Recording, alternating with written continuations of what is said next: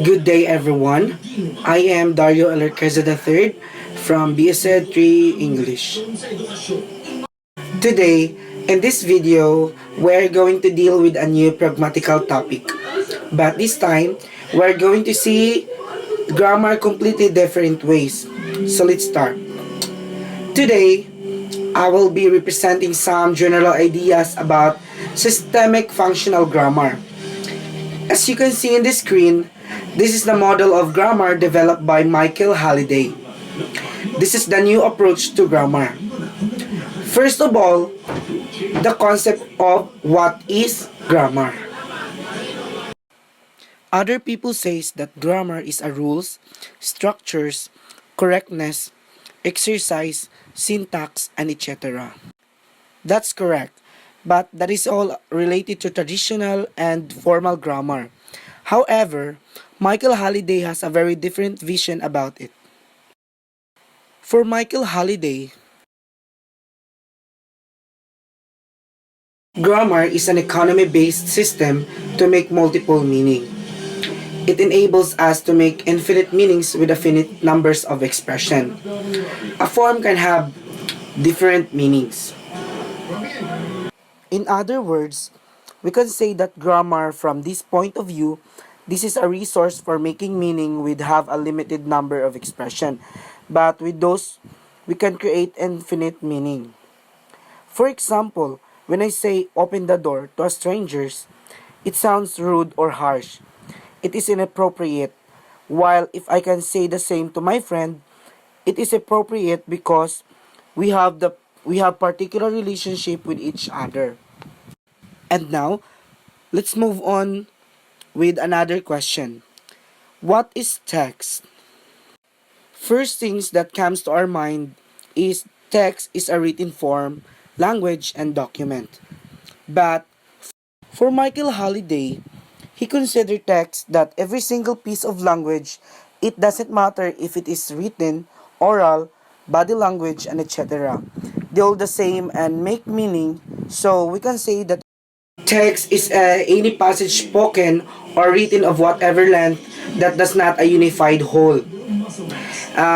And any organized pattern of a meaning.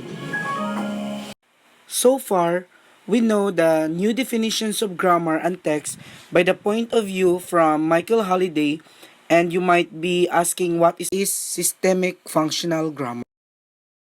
The term systemic refers to the view of language interrelated sets of options for making meaning. In other words, it is a set of options for making meaning and system of choices or offer structures.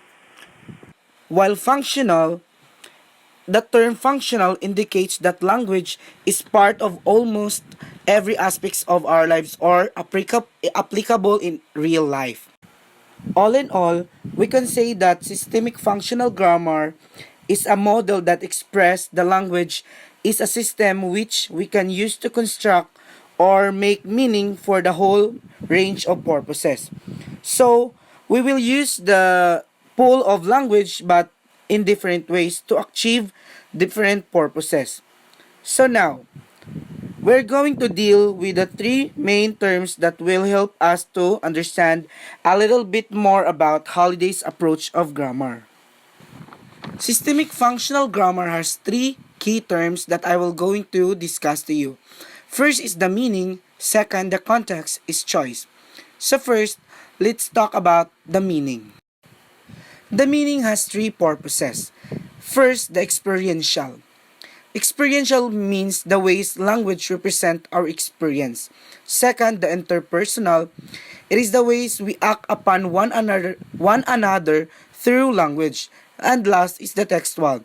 It is the ways in which a stretch of language is organized in relations to its content. And next is the context. Halliday sees language in terms of three functions. First, the ideational. Second, the interpersonal. Third is the textual. As you can see, meaning and context has the same purposes but context has different meta functions. First, the ideational.